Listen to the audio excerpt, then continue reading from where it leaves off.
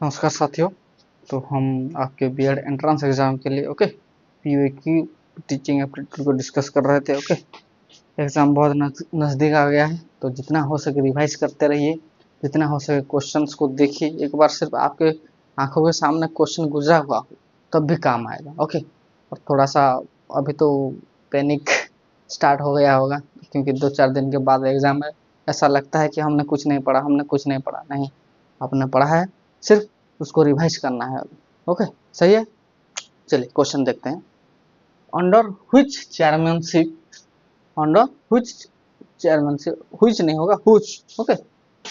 Under which chairmanship by the university education commission established. ये हमने बहुत बार पढ़ा है। ये क्वेश्चन है, तो इसका आंसर क्या होगा? डॉक्टर सर्वपल्ली राधाकृष्णन। समझ में आया? कब हुआ था? जब राधाकृष्णन कमीशन बैठा था, तब उन्होंने क्या यूनिवर्सिटी एजुकेशन कमीशन के लिए कहा था। सही है, रिकमेंड किया था। Next, the highest advisory body to advise the central and state government in the field of education is what? Highest advisory body to advise the central and state government in the field of education is क्या? है ना? Sorry, इसमें establish नहीं था शायद, recommend. Recommend होगा पहला question. Under which chairmanship by the university education commission recommended that is the Dr. Sarvepalli Radhakrishnan. तो highest advisory body to advise the central and state government, कौन सी ऐसी एडवाइजरी बॉडी है जो कि सेंट्रल गवर्नमेंट और स्टेट गवर्नमेंट को भी एडवाइस करती है फॉर एजुकेशन? ऑप्शन दिया है एनसीएचई, एनकेसी, सीबीएसई, सीएबी। हमको जैसे कि मैं पढ़ रहा हूँ, मेरे को सीबीएसई के छोड़कर और कुछ याद नहीं है क्या है वो।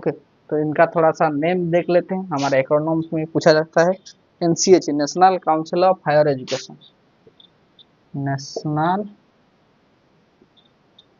Council of higher education. NKC, national knowledge commission, इसको क्या कहता है? National knowledge commission. सीबीएसई तो आपको पता है, central board of secondary education, central board of secondary education. And CAB, central advisory board of education, central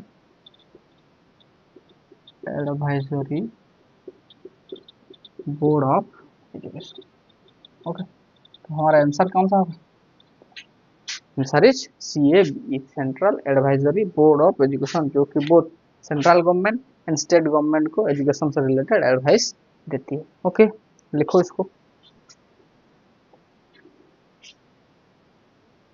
next question is, this is a, नीचे वाला करते हैं क्योंकि ऊपर वाला थोड़ा सा आपको समझाना पड़ेगा। आईसीटी का क्या मतलब होता है? तो this is a method of working. ये एक ऐसा method of working through a situation, A scenario और ए प्रॉब्लम। कोई ऐसा सिचुएशन हो गया या फिर कोई प्रॉब्लम, कोई scenario, by assuming the role and practising what to say and do in a safe setting. और assuming a role and practising what to say, क्या कहना चाहिए वो करके सीखने को। By safe setting identify the method, कौन सा मेथड होगा? देखिए यहाँ पे जो ये सिचुएशन, प्रॉब्लम, ये देख के आपको कंफ्यूज नहीं होना है कि ये यहाँ पे तो सिचुएशन लिखा है तो ये सिचुएशनल मेथड नहीं, ये नहीं हो सकता। प्रॉब्लम, यहाँ पे प्रॉब्लम लिखा है, प्रॉब्लम सॉल्विंग मेथड, ये भी नहीं होगा। ये प्रैक्टिकल मेथड भी नहीं होगा, क्योंकि यहाँ पे assuming a role and practising what to say बोला है, तो रोल प्लेइंग मेथड होगा ना। हमारा अप्रोप्रिएट आंसर जो होगा that's the role playing method of teaching. समझ में आया ये क्वेश्चन? इसको लिखो अच्छे से, ऐसे क्वेश्चन आ रहे हैं हर साल क्वेश्चन आपके एग्जाम में। नेक्स्ट, अब आपने इसको लिख लिया होगा। Next, the function of CIET etch encourage the use of educational technique in the spread of vocational course, educational technology in the spread of education, educational technique in the spread of education, educational technology in the spread of vocational course. Okay तो पहले तो ये जानिए कि ICET है क्या, CIET है क्या। इसका मतलब है central institute of educational technology, central institute of educational technology. Okay, central institute of educational technology, सही है। ये क्या फोकस करता है? It focuses on the use of educational technology, on the use of educational technology, educational technology and digital media and digital media in education. Okay, समझ में आया? इसका फोकस क्या है? It focus on the use of educational technology and digital media in the education. Okay, इसका focus यही है कि एजुकेशन को प्रोवाइड करने के लिए वो एजुकेशनल टेक्नोलॉजी और डिजिटल मीडिया का यूज करे। ओके, फॉर एग्जांपल ये, तो इसका हमारा आंसर क्या होगा? Educational techniques in the spread of vocational course नहीं, educational technology in the spread of education, educational technique in the spread of education, educational technology in the spread of vocational course नहीं। Okay, technology और technique, इनमें से इस दोनों में से क्या डिफरेंस है? कौन सा होगा? ICET है, इसलिए technology, educational technology in the spread of education, ये हमारा सही आंसर होगा। ओके, लिखिए और एक दो पॉइंट इसका हम डिस्कस कर लेंगे। Educational technology in the spread of education is the correct answer. Okay, इसके और एक दो पॉइंट जो है वो हम अभी लिख देते हैं ताकि आसान होगा ICT को समझ। Developing digital content for school education, इसका और क्या काम है? Developing digital content for school education, school education. अगर क्वेश्चन में आए कि स्कूल के लिए डिजिटल कंटेंट कौन बनाता है, then CIET is the answer. Okay, conducting research and educational technology, conducting research and educational technology, ये भी हो सकता है। और क्या हो सकता है? समझ में आया? लिखो सब चीज को, मैं नीचे वाला मिटा दूं आपके लिए। ओके, कॉपी पेन बैठ के आराम से पढ़िए। ओके, सब कुछ लिखते हुए चलिए ताकि आपको आसानी होगा पढ़ाने में। Okay, next is training teacher in ICT, training teachers in ICT। ICT में टीचर को ट्रेनिंग मिल सकता है। ICT का फुल फॉर्म क्या है? Information and communication technology, information and communication technology.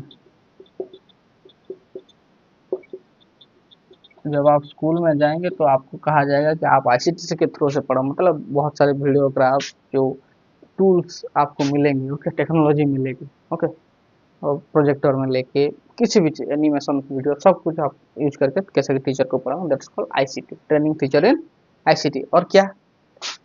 Supply online education, support लिखते हैं, सपोर्ट ऑनलाइन एजुकेशन को ये सपोर्ट करता है। लाइक क्या क्या क्या है? दीक्षा,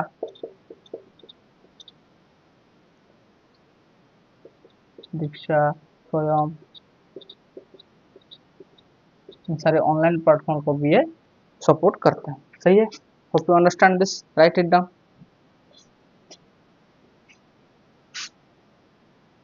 नेक्स्ट क्वेश्चन। ओके, 23 से पहले 24 को देखते हैं क्योंकि 23 आपको थोड़ा सा समझाना पड़ेगा। ओके, इसलिए देखते हैं। Who state education is the manifestation of the divine perfection already existing in man.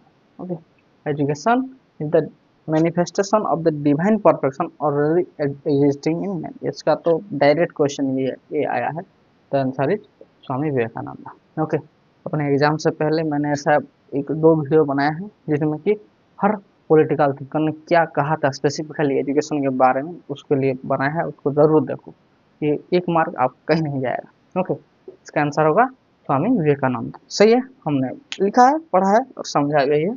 Okay, बहुत सारे डेफिनेशंस हैं, बहुत सारे थिंकर्स के, तो उसको अच्छे से देख के पढ़ के जाइए। Next question is which of the following domains in educational activity involves knowledge and development of intellectual skill। Intellectual skill बोला है। ओके, इंटेलेक्चुअल स्किल मतलब हमारे ब्रेन से related as per Bloom taxonomy. Bloom taxonomy क्या है थोड़ा सा समझेंगे, लेकिन हमारे क्वेश्चन को देख लीजिए यहाँ पे। which of the following domain of educational activity involve knowledge and development of intellectual skill। Okay, intellectual skill अगर है, साइकोमोटर तो नहीं हो सकता, नॉन कॉग्निटिव तो नहीं हो सकता, क्योंकि इंटेलेक्चुअल स्किल रिलेटेड है तो cognitive, answer is cognitive. Affective domain में नहीं हो सकता। ओके, हमारा आंसर है कॉग्निटिव। लेकिन ओके, इसको आपने शायद क्वेश्चन लिख लिया है, ये जो ब्लूम टेक्सोनॉमी लिखा है ना, ये ब्लूम टेक्सोनॉमी से क्वेश्चन आता है, इंटेलेक्चुअल स्किल रिलेटेड तो कॉग्निटिव डेवलपमेंट। ओके, थोड़ा सा ब्लूम टेक्सोनॉमी थोड़ा सा समझ लेते हैं ताकि आसान हो आपको, अगर ब्लूम टेक्सोनॉमी के अगर घुमा के कोई क्वेश्चन पूछा गया तो। ओके, ब्लूम्स टैक्सोनॉमी हेडिंग लीजिए, Bloom's taxonomy. Okay, according to this, it is a framework used to classify educational learning objective into level of complexity and specificity। It is a framework used to classify educational learning objective, educational learning objectives। Okay, educational learning objectives into level of complexity and specificity, into level of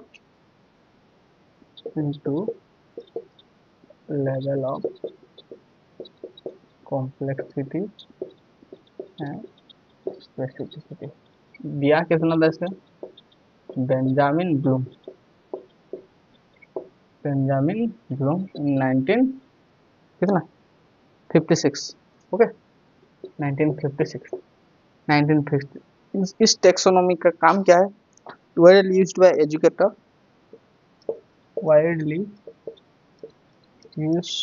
bye educators to guide curriculum design,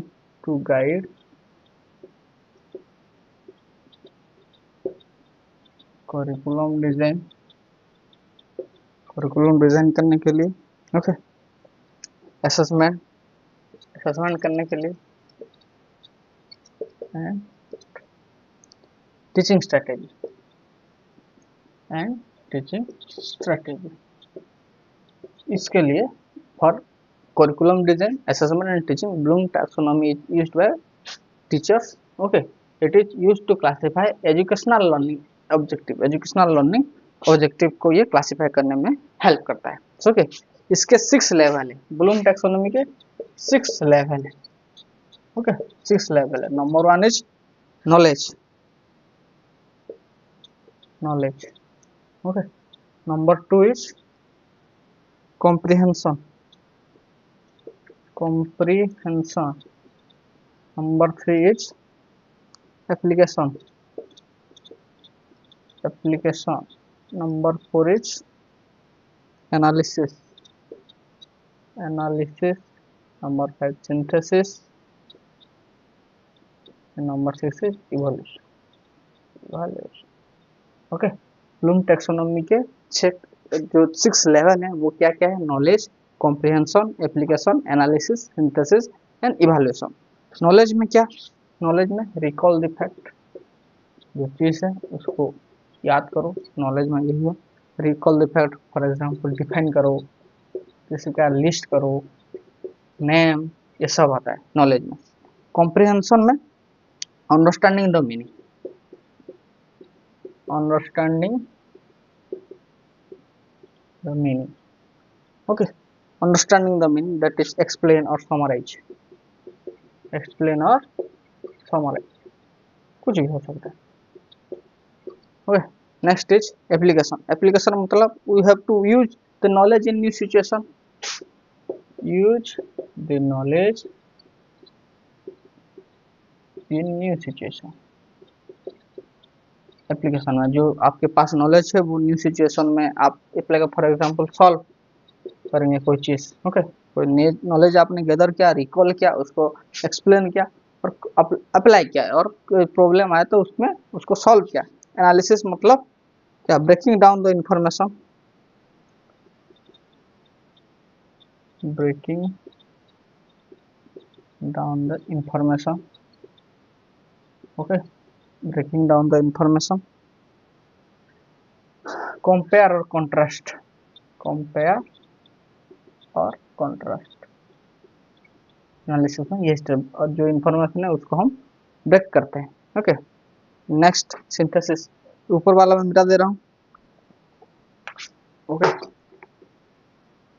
teaching learning objective बहुत बड़ी चीज है। Synthesis में क्या करना है, synthesis में compile a part, compile parts to form new part, synthesis में compile part, compile part to synthesise new form,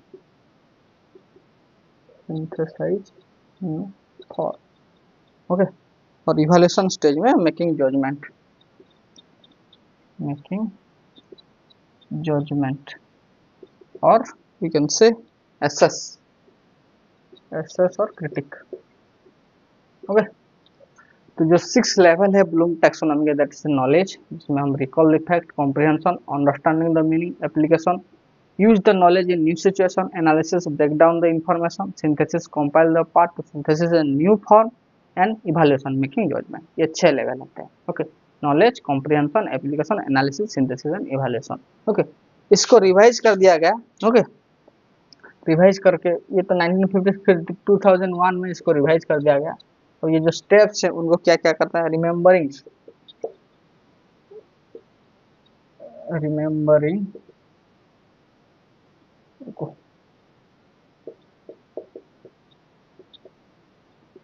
remembering, understanding,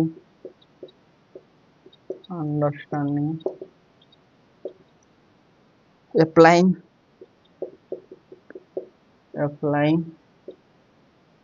analyzing,